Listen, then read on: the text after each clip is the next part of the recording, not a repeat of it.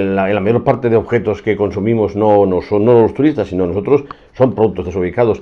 El fondo no consiste, sino justamente en una especie de consenso, no muy distinto al que hace que, por ejemplo, en Budapest la gente se pueda comprar gigantescos gorros de arlequín. Finalment, els comerciants venen allò que els demanen. Fins i tot coses tan estranyes com els barrets aquests mexicans que no són ni catalans, ni espanyols, ni mexicans i que no se sap massa com han arribat a la Rambla, perquè tampoc a Mèxic barrets com aquests no en trobes. Se vincula a un objeto y de pronto eso, por ese consenso y por esa inercia, se convierte poco menos que en una institución, pero no tiene por qué tener ninguna vinculación semánticamente clara. Puede ser perfectamente la consecuencia de una arbitrariedad acumulada y compartida durante mucho tiempo por mucha gente. Bona part dels souvenirs no els compres per tu mateix. Per tu mateix pots comprar-te alguna cosa que a tu et fa gràcia i una mica independentment fins i tot de si és típica o no.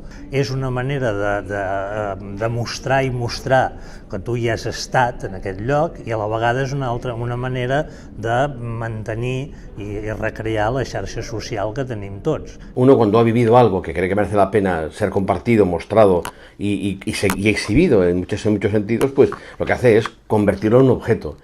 Eso nos ocurre en nuestra vida personal y no creo que hay ninguna excepción, al menos cercana. Todos conocemos por experiencia personal la importancia que tienen nuestros pequeños recuerdos, también de los viajes que hacemos.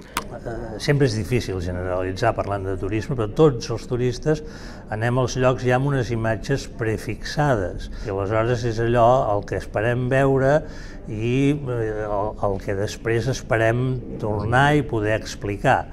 I Espanya hi fa fer un estudi l'any 2000, que es publica el 2001, que el va fer el professor Xies de Barcelona, es va veure com ens veuen els altres a nosaltres. Quan parlem d'icones intentem dir, no, escolta, al final nosaltres som el que som un santuari, quan no, i quan anem per la part cultural, o normalment ens presentem, o com a icona traiem al museu, diguéssim, la part important que és el Museu de Montserrat o l'Escolania, i si no la muntanya, és a dir, per exemple, en països asiàtics ens presentem molt a muntanya, o com a lloc.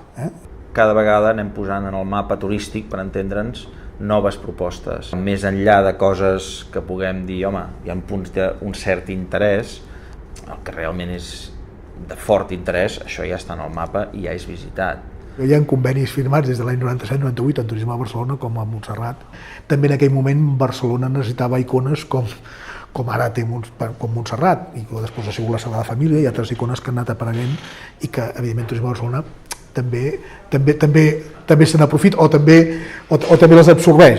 Els únics llocs que tenen, diguem-ne, en l'imaginari col·lectiu europeu del turista que vol viatjar per qüestions culturals, que tenen una mica de gust, diguem-ne, seria Madrid, amb el triangle del Paseo de l'Arte, el Guggenheim de Bilbao, la ruta de Santiago del Camí de Sant Jaume, Sevilla, Córdoba i Granada, que ja estan en l'imaginari des del segle XIX, i Barcelona per la seva atmosfera.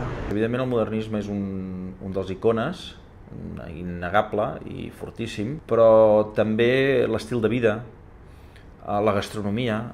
La segona resposta de què ha fet vostè a la ciutat, la primera és passejar, la segona és sortir a sopar. Però llocs molt petits i que depenen molt del turisme, sí arriben a viure un fenomen que un autor que es diu Michael Taussig ha definit com a mímesi, vindria a ser l'arribar-se a creure i a viure pròpiament de la imatge que els turistes han creat de tu.